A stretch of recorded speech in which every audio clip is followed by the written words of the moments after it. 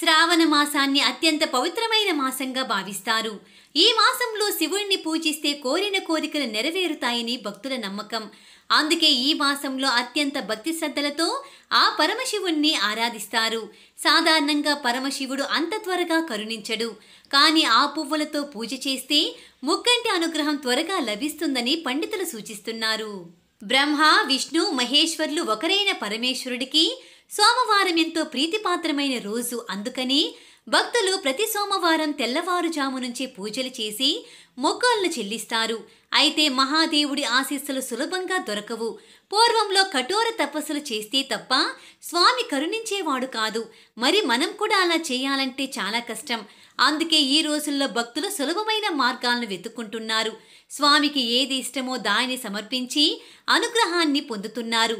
మహాశివుడికి బిల్వ వృక్షం ఆకులన్నా పువ్వులన్నా చాలా ఇష్టం. ఈ పువ్వులు ఎక్కడ పడితే అక్కడ కనిపించవు, చాలా అరుదుగా ఇవి ఉంటాయి. అందువల్ల మీరు శివుడికి ఇష్టమైన పూజ చేయాలి అనుకుంటే ముందు బిల్వపత్రాలను, పువ్వులను సేకరించాల్సి ఉంటుంది.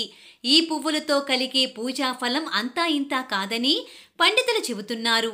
మీరు జీవితాంతం చేసినటువంటి పూజా ఫలితాలను ఒక్క బిల్వ పువ్వుతో పూజించడం ద్వారా పొందగలరని చెబుతున్నారు. అంతలా ఆ స్వామికి ఆ పువ్వులంటే ఇష్టమన్నమాట. పురాణాల ప్రకారం మరో విశేషం కూడా ఉంది.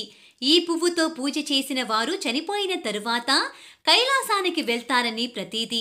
ఒకవేళ ఈ పువ్వులు మీకు లభించకపోతే కనీసం బిల్వపత్రాలతోటైనా పూజ చేయవచ్చు. అవి అంటే కూడా స్వామికి విపరీతమైన ఇష్టం. నేటి కాలంలో ఇవి ఆన్లైన్లో కూడా లభిస్తున్నాయి. ఒకవేళ ఇవి ఎండిపోయినా పర్వాలేదని వాటితో స్వామి కరుణిస్తాడని పండితులు చెబుతున్నారు. మారేడు దళాలు స్వామికి చాలా ఇష్టం. పవిత్రమైన ఈ పత్రాలతో పూజించడం వల్ల శివానుగ్రహం లభిస్తుంది. అంతేకాదు వీటిని త్రిమూర్తులకు చిహ్నంగా భావిస్తారు. నాగవల్లి పుష్పం శివునికి అత్యంత ఇష్టమైన పుష్పం. వీటితో శివుడికి పూజిస్తే అనుగ్రహిస్తాడు. శంఖం పూలు కేవలం శివారాధన కోసం మాత్రమే వినియోగిస్తారు.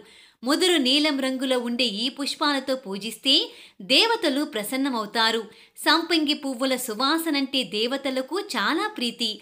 వీటితో పూజించినా వారికి శివుడి కటాక్షం దొరుకుతుంది. ఎల్లప్పుడూ సంతోషంగా ఉంటారు.